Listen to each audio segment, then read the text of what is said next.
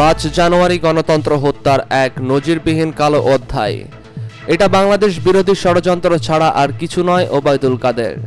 ইসির পদত্যাগ দাবিতে বিএনপির মানববন্ধন 10 জানুয়ারি। ভারত টিকা পাচ্ছে $2, আমরা পাচ্ছি $5। এতক্ষণ শুনছিলেন সংবাদের শিরোনাম, এবার শুনবেন বিস্তারিত আলোচনা।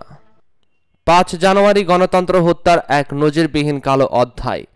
2014 সালের 5 জানুয়ারি নির্বাচনের ওই দিনটিকে গণতন্ত্র হত্যার এক নজিরবিহীন কালো অধ্যায় আখ্যা দিয়েছেন বিএনপির মহাসচিব মির্জা ফখরুল ইসলাম আলমগীর। দশম সংসদ নির্বাচনে একতরফা ভোটের বিষয়টি উল্লেখ করে সোমবার এক বিবৃতিতে তিনি বলেন, ওই দিন নির্লজ্জ একতরফা নির্বাচন করার উদ্দেশ্যই ছিল 75-এর একদলীয় বাকশাল ব্যবস্থা পুনর্জীবিত করার পথে অগ্রসর হওয়া। 75-এর 25 জানুয়ারি গঠিত যে একদলীয় বাকশালী সরকার ব্যবস্থা ব্যর্থ হয়, সেই ব্যর্থতার জন্য আওয়ামী লীগদের মনোবেদনা পুঞ্জীভূত থাকে। সেই ব্যর্থতার গ্লানি থেকে মুক্ত হওয়ার জন্যই বর্তমান অবৈধ সরকার ভিন্ন আঙ্গিকে জনসমর্থনহীন একটি তামাশার নির্বাচনে সেই একদলীয় বাকশালের নবসংস্করণ তৈরি করেছে। সবার মতামতকে উপেক্ষা করে শুধুমাত্র এক ব্যক্তির ইচ্ছায় তত্ত্বাবধায়ক সরকার ব্যবস্থা বাতিল করা হয়। স্ববিরোধিতার এক নজিরবিহীন নিকৃষ্ট উদাহরণ হচ্ছে সরকারি দল আওয়ামী লীগ, যারা জ্বালাও পোড়াওয়ের মাধ্যমে তত্ত্বাবধায়ক সরকার ব্যবস্থার জন্য আন্দোলন করেছিল। সেই আন্দোলন তারা আজীবন ক্ষমতায় থাকার লালসায় সেই ব্যবস্থাটি সংবিধান থেকে মুছে দেয়। আওয়ামী লীগের সমালোচনা করে মির্জা ফখরুল আরও বলেন, গণতন্ত্রের পথ চলাকে থমকে দেওয়া হয়। দেশে দেশে নিষ্ঠুর এক নায়কদের একদলীয় ব্যবস্থার ন্যায় নিরঙ্কুশ নিয়ন্ত্রিত তথাকথিত হাইব্রিড গণতন্ত্রকে জেকে বসানো হয়েছে জনগণের কাঁধের ওপর। মূলত এটি নৎসিবাদের বাংলাদেশী সংস্করণ। তিনি বলেন, দেশে এক ভয়াবহ শ্বাসরুদ্ধকর অবস্থা বিরাজমান। অবরুদ্ধ জাতির সাফোকেশন ভেলিন্টেন্ট যাতে করা না সম্ভব হয়, সেজন্য সব ছিদ্র বন্ধ করে দিয়ে তারা বিরোধী কণ্ঠ, মত ও পথকে নিশ্চিহ্ন করে বেপরোয়া দেশ শাসন করতে গিয়ে জনগণের নাভিশ্বাসে উঠেছে। নিত্য প্রয়োজনীয় দ্রব্যের আকাশচুম্বী মূল্য বৃদ্ধি, বিদ্যুৎ, পানি ও গ্যাসের ভুতুড়ে বিল স্বল্প আয়ের মানুষ হিমশিম খাচ্ছে। আর এসব নিয়ে যাতে কোনো প্রতিবাদ না হয়, সেজন্য গণতন্ত্রকে রাষ্ট্র ও সমাজ থেকে উচ্ছেদ করা হয়েছে।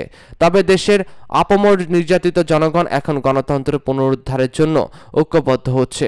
জনগণ উদ্বেল অভিযাত্রা যে কোনো মুহূর্তে রাজপথ প্রবল স্রোত তৈরি করবে। 2014 সালের 5 জানুয়ারি দশম সংসদ নির্বাচনে বিএনপি, বাম মোর্চার দল সহ অধিকাংশ রাজনৈতিক দল বর্জন করেছিল। নির্দলীয় তত্ত্বাবধায়ক সরকারের অধীনে নির্বাচনের দাবিতে বিরোধী দল নির্বাচন বর্জন করে। এটা বাংলাদেশ বিরোধী ষড়যন্ত্র ছাড়া আর কিছু নয়। ওবায়দুল কাদের। 10 জানুয়ারি বঙ্গবন্ধুর ঐতিহাসিক স্বদেশ প্রত্যাবর্তন দিবস। এর দিনে বিএনপি ঘোষিত বিক্ষোভ সমাবেশ কর্মসূচির তীব্র নিন্দা ও প্রতিবাদ জানিয়েছেন আওয়ামী লীগ সাধারণ সম্পাদক ও সেতুমন্ত্রী ওবায়দুল কাদের। তিনি বলেন, জাতির পিতা বঙ্গবন্ধু শেখ মুজিবুর রহমান বাঙালি জাতির কাছে এক অবিনাশী চেতনার নাম, অফুরান আত্মপ্রত্যয়ের উৎস, প্রজন্ম থেকে প্রজন্মের চেতনার ধমনীতে প্রবাহিত শুদ্ধমান নাম।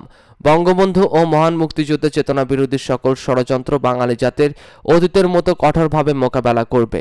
ঐতিহাসিক 10 জানুয়ারি বিএনপি ঘোষিত তথাকথিত বিক্ষোভ কর্মসূচির প্রতিবাদে সোমবার সকালে এক বিবৃতিতে তিনি এসব কথা বলেন। ওবায়দুল কাদের বলেন, ঐতিহাসিক 10 জানুয়ারি আমাদের মহান মুক্তিযুদ্ধের ধারাবাহিক ইতিহাসের অনন্য মাইল ফলক।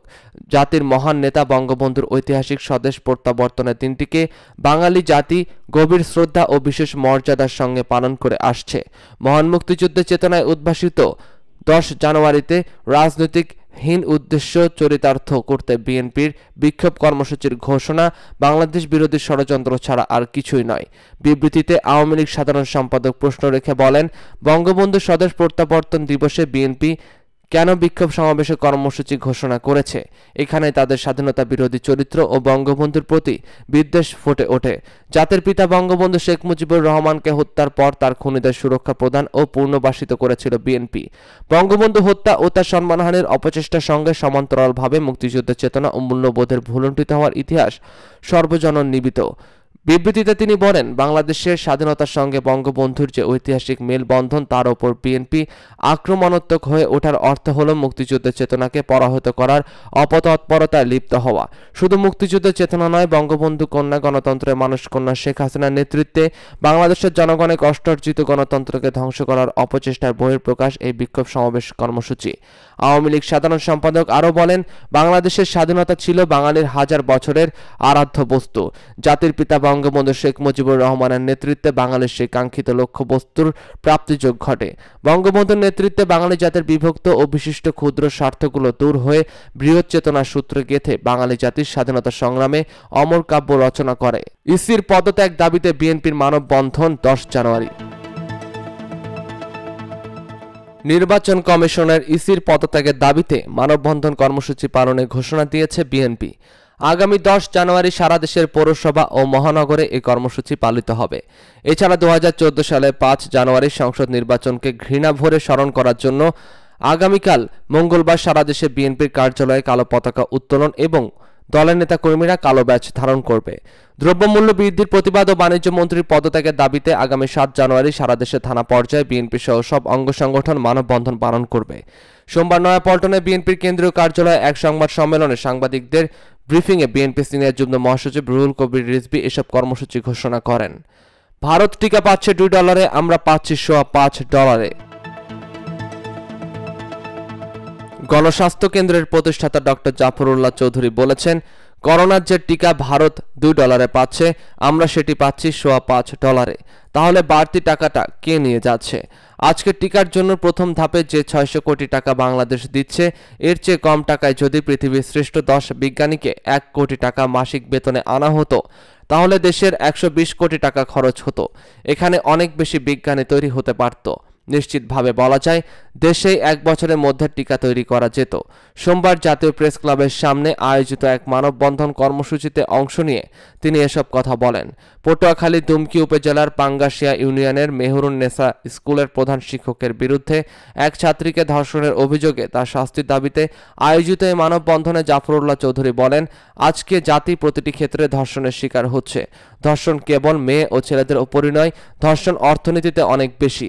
বিচারহীনতার সংস্কৃতির কারণে রাষ্ট্রে খুন, গুণ, ধর্ষণ অব্যাহতভাবে বেড়েছে। ক্ষমতাসীন দলের ছত্রছায়ায় ধর্ষকরা অপরাধ করেও নির্ভয়ে ঘুরে বেড়াচ্ছে এবং নির্যাতিতদের হুমকি দিয়ে যাচ্ছে। একমাত্র সুষ্ঠু গণতান্ত্রিক অধিকার পূর্ণ প্রতিষ্ঠার মাধ্যমে জাতি ধর্ষণের কবল থেকে রক্ষা পেতে পারে। তিনি বলেন, আজকে দেশের প্রতিষ্ঠান গ্লোব বায়োটেককে যদি 50 কোটি টাকা ভর্তুকি দেওয়া হতো, তবে তারাও দেশি বিজ্ঞানী নিয়ে কাজ করতে পারত। আরও প্রতিষ্ঠান রয়েছে, তাহলে আজকে বাংলাদেশের নিজস্ব অর্থায়নে টিকা আবিষ্কৃত হতো। মুক্তিযুদ্ধের চেতনা বাস্তবায়ন পরিষদের সভাপতি রবিউল ইসলাম রবির সভাপতিত্বে মানববন্ধনে আরও বক্তব্য রাখেন বিএনপি চেয়ারপারসনের উপদেষ্টা হাবিবুর রহমান, কৃষক দলের কেন্দ্রীয় আহ্বায়ক কমিটির সদস্য মিয়া আনোয়ার, কে এম রকিবুল ইসলাম রিপন, কৃষক দল নেতা গোলাম সারোয়ার প্রমুখ।